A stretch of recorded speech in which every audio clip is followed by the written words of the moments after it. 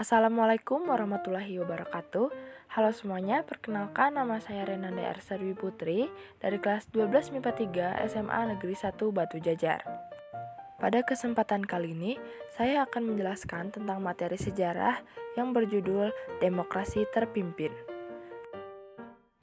Nah, topik pembelajaran yang akan saya bahas dalam video ini diantaranya latar belakang demokrasi terpimpin, kebijakan-kebijakan pada masa demokrasi terpimpin, penyimpangan-penyimpangan pada masa demokrasi terpimpin, dan berakhirnya demokrasi terpimpin pada masa itu.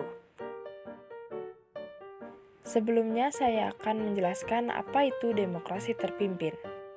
Demokrasi terpimpin adalah suatu sistem pemerintahan di mana presiden berperan penuh dalam memimpin negara. Tujuannya adalah untuk mengembalikan keadaan politik negara yang tidak stabil pada masa demokrasi liberal menjadi lebih stabil. Di Indonesia, demokrasi terpimpin ini berlaku pada tahun 1959 sampai 1965. Oke, saya akan membahas topik pertama yaitu latar belakang demokrasi terpimpin. Awal dibuatnya demokrasi terpimpin pada saat itu karena sampai awal tahun 1957, Dewan Konstituante hasil pemilu 55 belum berhasil membuat undang-undang baru. Tugasnya gagal dilaksanakan dan itu membuat Insinyur Soekarno mengeluarkan konsepsi presiden pada tanggal 21 Februari 1957. Yang isinya yaitu 1. Sistem demokrasi parlementer perlu diganti dengan demokrasi terpimpin. 2. Perlu dibentuk kabinet gotong royong yang merupakan kabinet kaki 4, yakni PNI, Masyumi, NU, dan PKI. Jadi, keempat partai ini digabungkan menjadi satu. Lalu yang terakhir, perlu dibentuk Dewan Nasional yang anggotanya terdiri dari golongan fungsional dalam masyarakat.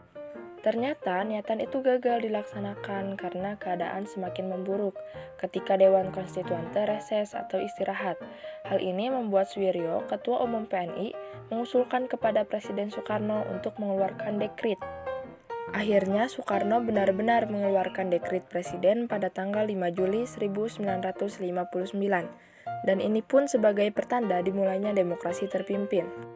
Apa saja isi dekritnya? Di antaranya adalah 1. Pembubaran konstituante. 2. Tidak berlakunya Undang-Undang 1950 dan berlakunya kembali Undang-Undang 1945. Dan yang terakhir, pembentukan MPRS dan DPAS. Oke, lanjut ke topik kedua yaitu kebijakan-kebijakan pada masa demokrasi terpimpin. Kebijakan-kebijakan pada demokrasi terpimpin ini dibagi menjadi dua, yaitu kebijakan dalam negeri dan kebijakan luar negeri.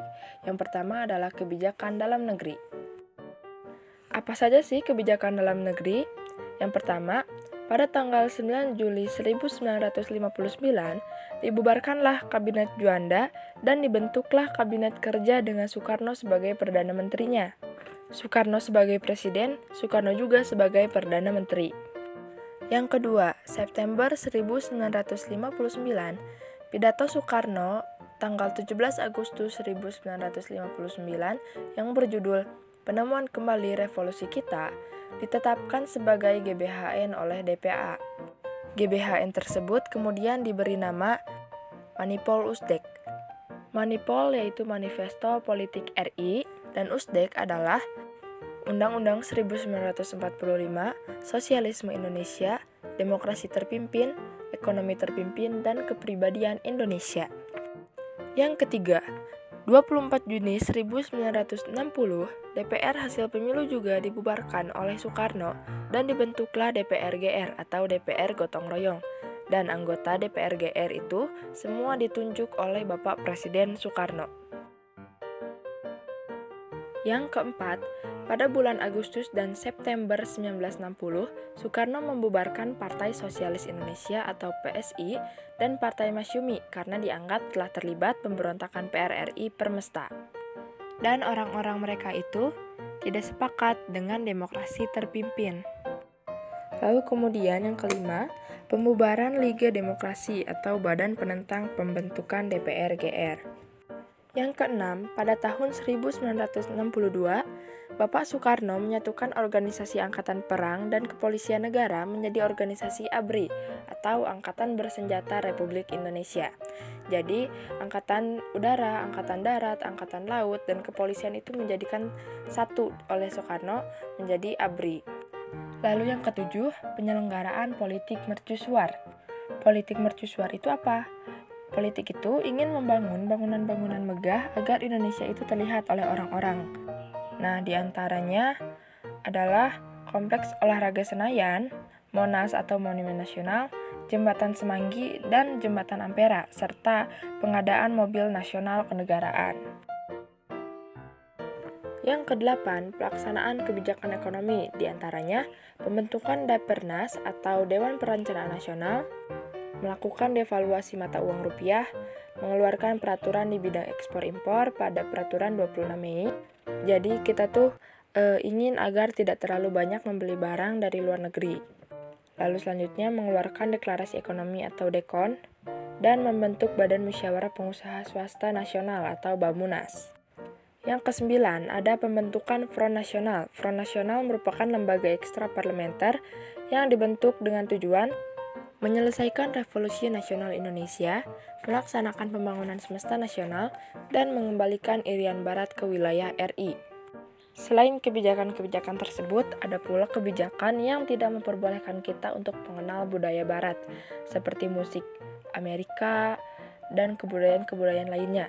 Karena di Indonesia sendiri waktu itu ada lembaga yang dinamakan Lekra atau Lembaga Kebudayaan Rakyat yang tidak memperbolehkan kita untuk mengenal budaya luar. Nah, selanjutnya adalah kebijakan luar negeri. Apa saja sih kebijakannya? Yang pertama, menyelenggarakan politik konfrontasi. Nah, dengan ini ada dua kubu, yaitu ada Oldevo dan Nevo. Oldevo itu adalah negara-negara barat yang sudah dari dulu maju, sedangkan Nevo adalah negara-negara yang baru merdeka dan negara berkembang. Yang kedua adalah pembentukan poros Jakarta, Hanoi, Peking, Pyongyang, dan Phnom Penh. Ini adalah negara-negara di Asia, yang mana itu adalah negara-negara yang komunis.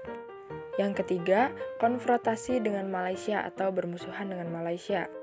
Karena pembentukan Negara Federasi Malaysia pada tanggal 16 September 1963 oleh Soekarno dianggap proyek Nekolim yang bisa membahayakan kedudukan Nevo.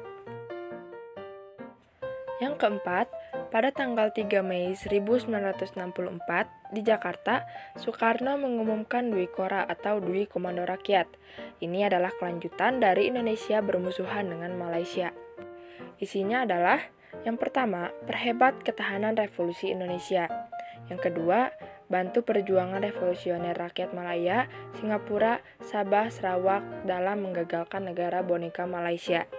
Bahkan kita sempat perang saat itu dengan dibentuknya Komando Mandala yang dipimpin oleh Jenderal Omar Dhani untuk berperang. Lalu yang kelima, Indonesia keluar dari keanggotaan PBB pada tanggal 7 Januari 1965 karena diangkatnya Malaysia sebagai anggota tidak tetap Dewan Keamanan PBB.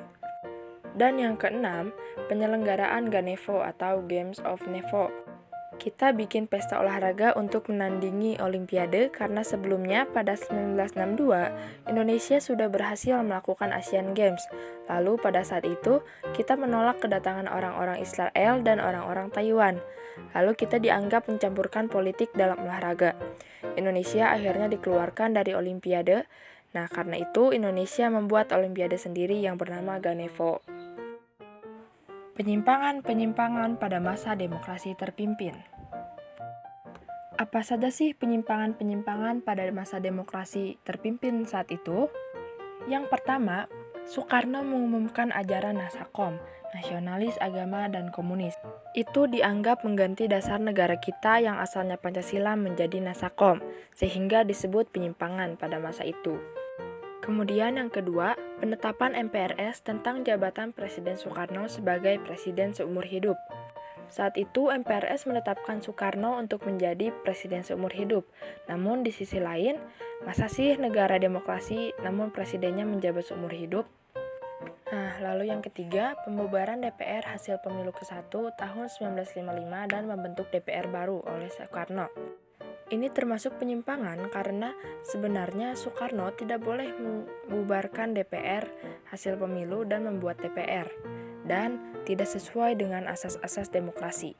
Nah, selain itu, Presiden Soekarno juga pernah mengangkat anggota MPRS dengan syarat setuju dengan manifesto politik, yang seharusnya pengangkatan anggota MPRS itu dilakukan melalui pemilu, bukan dipilih oleh presiden sendiri.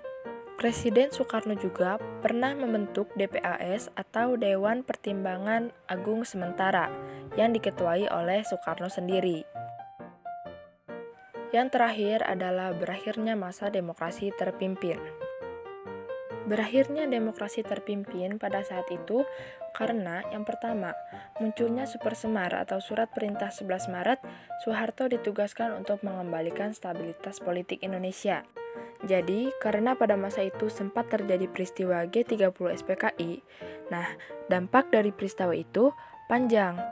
Hingga akhirnya terjadilah demonstrasi besar-besaran, terbunuhnya orang-orang PKI, dan lain-lain. Dan untuk menstabilkan situasi, dikasihlah Supersemar kepada Soeharto. Tapi ternyata Supersemar ini ada dua, ada versi Angkatan Darat dan versi Presiden, dan dua-duanya itu diartikan berbeda. Nah, dari sini muncullah dualisme kepemimpinan di Indonesia. Bapak Soeharto membuat Kabinet Ampera atau Amanat Rakyat, dan terjadilah dualisme kepemimpinan antara penderitaan Soekarno dan Jenderal Soeharto. Yang pada akhirnya demokrasi terpimpin ini yang asalnya dipegang oleh Soekarno seluruhnya harus diganti dengan diserahkannya mandat Soekarno pada TAP MPRS nomor 33/MPRS/1967, lalu berakhirlah Soekarno sebagai presiden pada masa demokrasi terpimpin. Berubahlah Indonesia menjadi masa Orde Baru yang dipimpin oleh Jenderal Soeharto. Baik, penjelasan tadi adalah akhir dari video ini. Jika ada kesalahan kata atau kekurangan dalam video ini mohon dimaafkan. Terima kasih yang sudah menonton sampai akhir. Wassalamualaikum warahmatullahi wabarakatuh.